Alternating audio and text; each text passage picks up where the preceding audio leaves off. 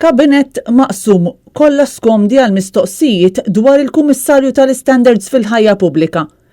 Wara l-attakki fuq Hisler minn Ministru Carmelo Abela u mill-Whip tal-Labor Glenn Bedingfield. Imma llum forsi raddaw bħal San Pawl fit-triq ta' Damasku u xejn. Il-Kummissarju aktar moħħu biex jagħti l-impressjoni li huwa rett u dritt xama kif ngħidu bil-Malti. Il-membri tal-kabinett kienu kollha skomdi jikkumentaw dwar ix-xogħol li qed iwettaq il-Kummissarju għall-Standards. Buħud jgħidu li jemmnu fl-istituzzjoni mingħajr ma kkommettew ruhom dwar George Hisler. Naħseb li x-xogħol li qed jagħmel qiegħed juri r-riżultati tiegħu.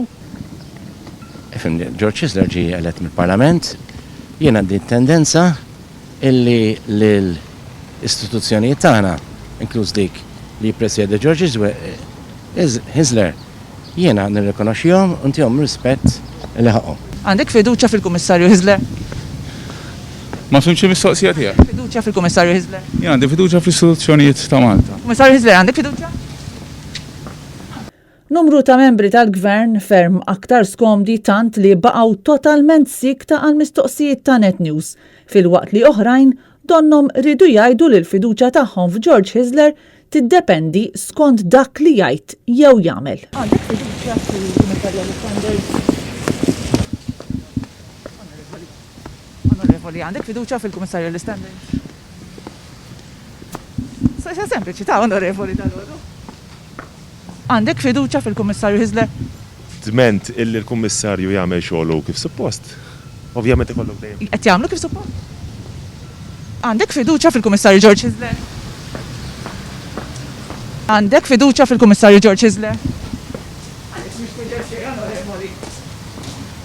Bil-Ministru Owen Bonnici jispiċċa jagħti l-pariri tiegħu lill-Kummissarju għall-Standards. Jiena nappella lil-Dr. Hisler illi dak kollu li iwettqu bl-iktar oġġettività possibbli. Grazzi. Wiex qiegħed jagħmelek? Grazzi. Jiena nappella dejjem li juża r-riga tal-oġġettività. Wiex qiegħed jagħmelek? Kollox, nerġa' ngħid kif weġibtek. Grazzi. Wiex qiegħed jagħmelek?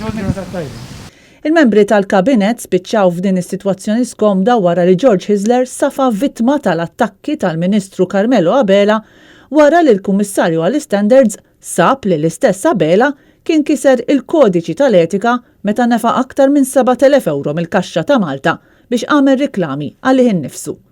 Hisler sa ftit tal-ġimgħat ilu kellu l-fiduċja sħiħa tal-kabinett u tal-Prim Ministru li kemm il-darba użah bħala l-kejl li fuqu imbagħad jieħu deċiżjonijiet anke marbuta ma' membri tal-Gvern tiegħu stess. Se nkun qed nistenna l-eżitu ta' dik l-investigazzjoni, r-rapport tal-Kummissarju. Issa George Hisler ħareġ rapport ta' kundanna fuq membru tal-kabinett jidher li mhux kulħadd għadu komdu bih bħala kummissarju.